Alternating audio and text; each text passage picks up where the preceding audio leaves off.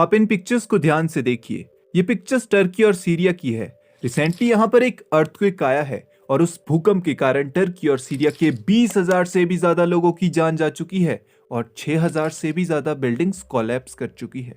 और ये अर्थक्वेक की सिचुएशन ऐसा नहीं है कि केवल फॉरेन कंट्रीज में है।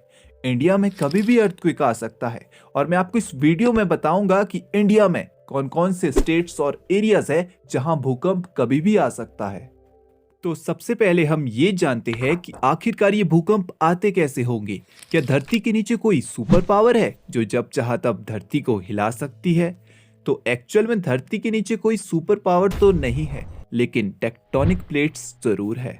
धरती के नीचे कुल 7 टेक्टोनिक प्लेट्स है और ये प्लेट स्लोली मूव करती रहती है और जब ये प्लेट्स मूव करते करते आपस में टकरा जाती है तो उस मोमेंट में इनकी टक्कर से एक एनर्जी बाहर निकलती है।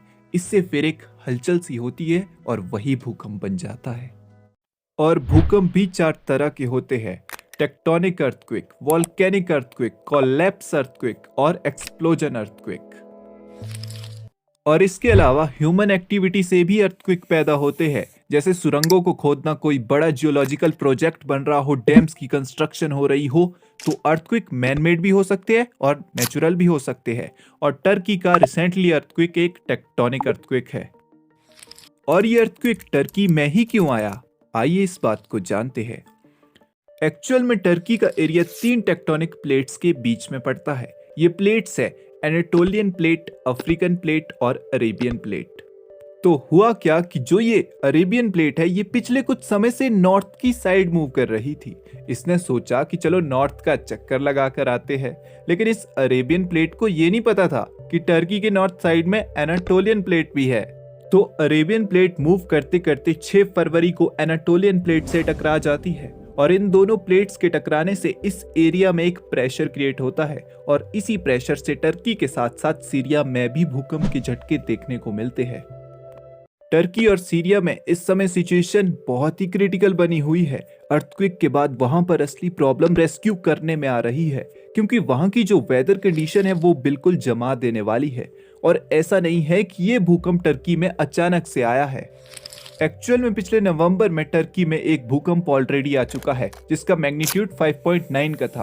और इसके अलावा 2020 में टर्की और ग्रीस के बीच 7.0 की मैग्नीट्यूड का भूकंप आया था। और इस भूकंप के आने के कुछ दिन पहले ही टर्की में 60 से भी ज्यादा छोटे भूकंप एक्सपीरियंस किए गए। और ऐसा नहीं है कि ये डिजास्टर केवल बाहर की कंट्रीज में ही देखने को मिलते हैं। आप हैरान होंगे, इंडिया की 59% जमीन अर्थक्वेक प्रोन है।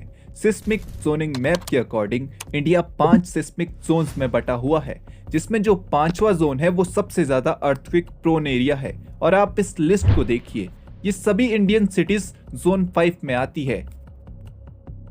अर्थक्वेक आज टर्की में आया है, कल दिन ये इंडिया में भी आ सकता है। वीडियो के एंड में मैं आपको एक बात बताता हूँ कि हम नेचुरल डिजास्टर को रोक ही नहीं सकते हैं। हम सभी को नेचर ने इतना कुछ दिया है, वो भी फ्री में। और अगर मैं अपने आप से भी सवाल करूं कि मैंने नेचर को क्या दिया, तो मेरे पास इसका कोई भी जवाब नहीं है और शायद आप लोगों के पास भी ना हो।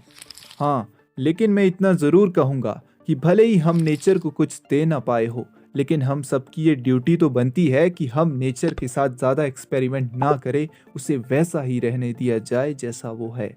क्योंकि जिस दिन नेचर, प्रकृति अपना हिसाब लेने आएगी ना, उस दिन इंसान का कोई भी कैलकुलेटर नहीं चल पाएगा।